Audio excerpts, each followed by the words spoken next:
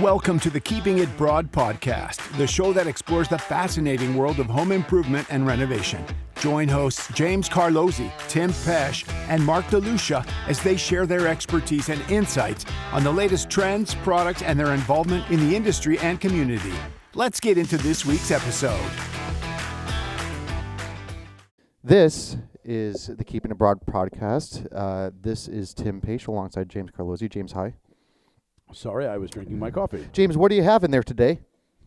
French vanilla with French vanilla creamer. I please. have golden pecan, not pecan. I heard somebody say pecan the other day, but I think that's a whole other thing. This is pecan with a little French vanilla caffeinated coffee today.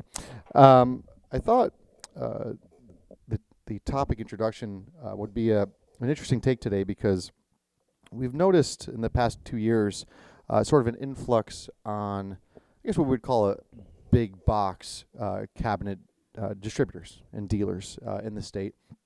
And we're talking not the Home Depot and Lowe's types of operations, but even cabinet and kitchen specific. I think we know the ones that we have in mind. Absolutely. That are opened up a couple locations here in Connecticut. And they're drawing customers. And we're even seeing some of that here where people have name dropped them as just secondary references and secondary quotes. Fair to say? Very fair to say, Tim. Yeah. And one of the things that they highlight is the buying process, right? Where I think, what is it? You've been there, right? They give you a piece of paper and you walk through the showroom or a salesman comes up. Yeah, for the most part, they kind of have all the same process where they want to get you in the showroom and they want you to take a look at their products and go through, sit down, maybe talk about a design, what you're looking to do.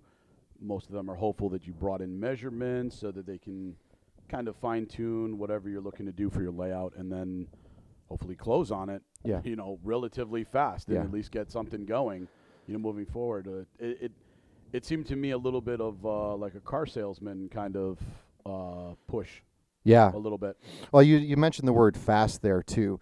And I heard someone mention this last week where they'll leave the lights on until 8 o'clock at night just so they can ensure that you can get your name on a piece of paper, that they want to expedite the process of at least getting you into a schedule and to just, I don't want to say take a little personalization out of it, but it's about closing the deal right there. Yeah. And I think, Tim, one of the things that we wanted to talk about a little bit too as well is that buying kitchen cabinets or countertops is just a portion of what goes into a kitchen renovation.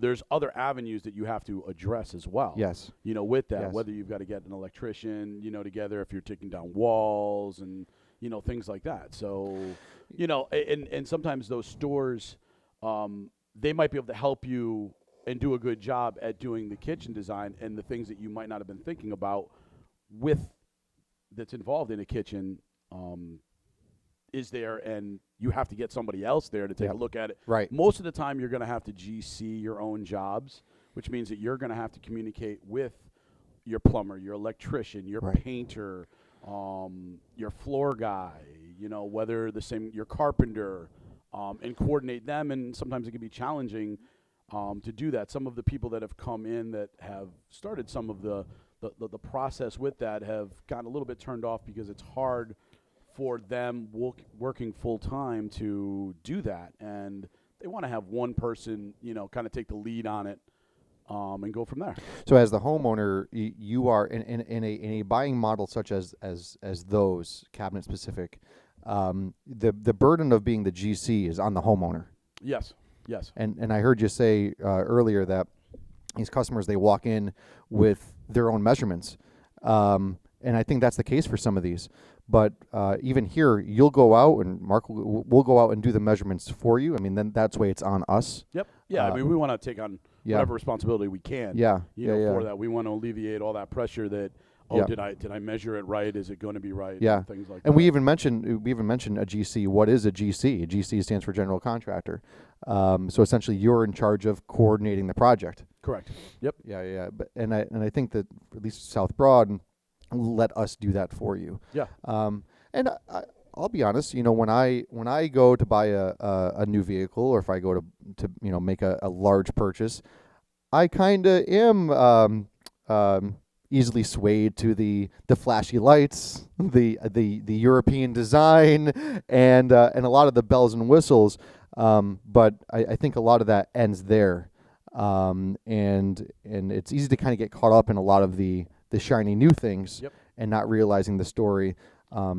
I also want to behind say it. too, Tim, with GCing a job, we want to the end goal for us is we want to make it as smooth a process as possible for you. Yep. I mean, sometimes a couple may come in and their brother is an electrician and they want to Yes. use them Right. on the job. No problem. Right. I'll be a part of whatever you want me to be a part of. I'm not Yeah. looking to just overtake it. I just want it to go as smoothly as possible, and we've got it down to a science here where I can give that electrician, your brother-in-law, whatever it is, and I can give them, oh, here we go. This Yep. week I need you to go there to get all your rough-ins, what you need to do, get your lights up, whatever. Yep. And then I can take back over. I don't want it to be dragged out. I think sometimes homeowners, one of the main complaints they'll see is that it takes them a while to coordinate them because they don't really know how to plan when they're going to need these guys to come in. Yep. Oh, the cabinets are set, and now I need the counters to come in.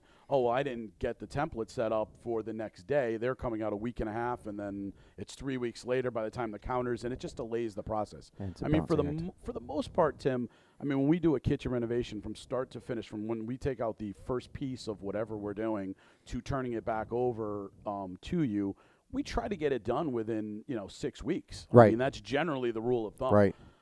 We have heard stories. We're in the middle of a project where we purchased the kitchen.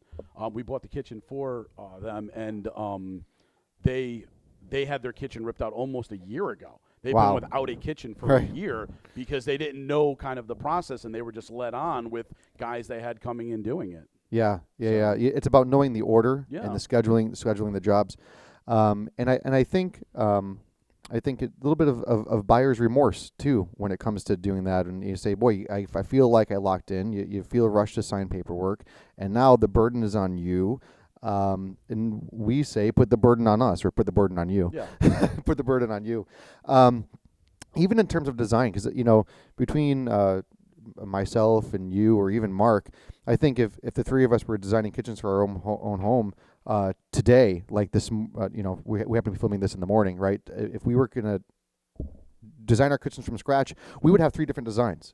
And I am in the streamline. I love that look. I love the flat panel look. I love, I want my kitchen to look like I'm in Barcelona and Rome. That's my style. I love that. You don't have to go to those type of companies for that. We can offer that here. Sure. If you like that streamlined modern look, Absolutely. we can do that for you. Really, really cool colors, cool design. A lot of differences. Tim, we offer from basic things for property management all Yes. the way up to full Yes. custom. Yep. You want a walnut kitchen, we can do a walnut kitchen for you. Yes. Whatever you'd like to do. Yeah, if you want that So, cool look, we yep. have the options here for that. It's not just, you don't have to go there for that look. Correct. And I think is really important.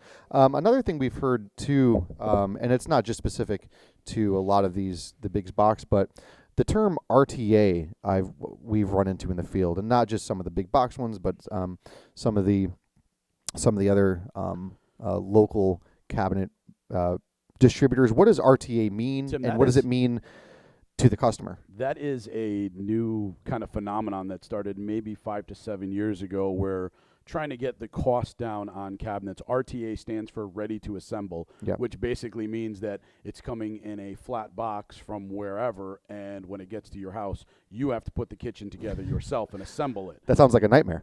So yeah, you're going to get a discounted price, on it, because obviously it doesn't have to be assembled or anything like that, but you would have to put it together yourself, and you're taking on the responsibility, or your contractor for that matter.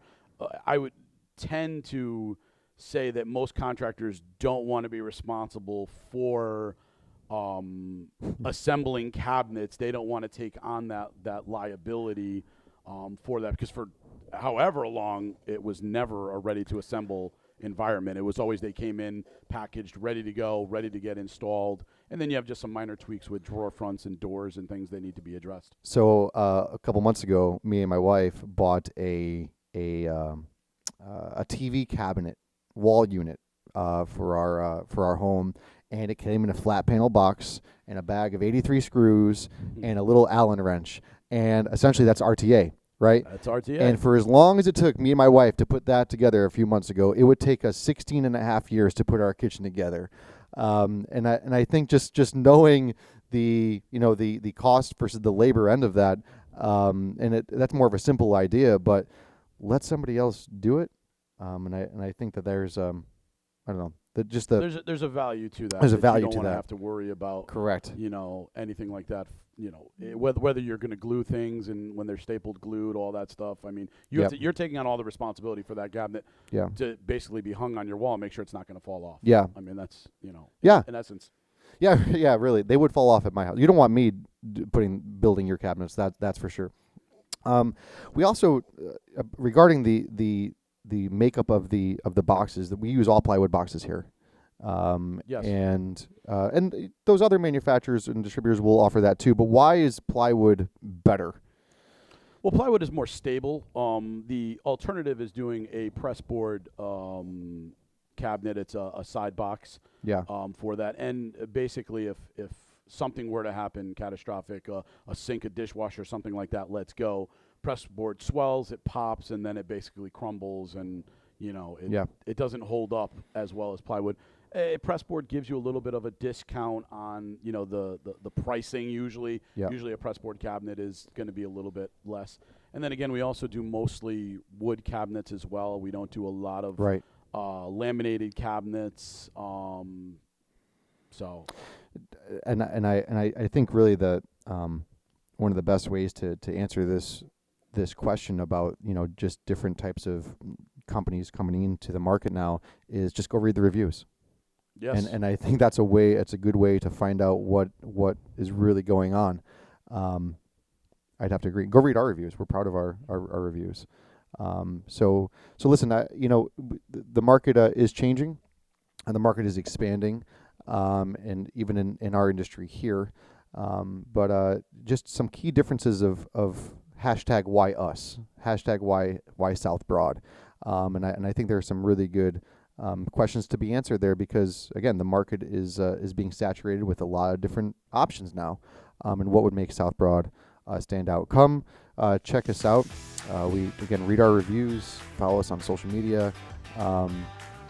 Any type of look can be possible within these doors here, and we are happy to help you with that project. For James Carlozzi, I am Tim Page. Thanks for hanging out with us. Hey now.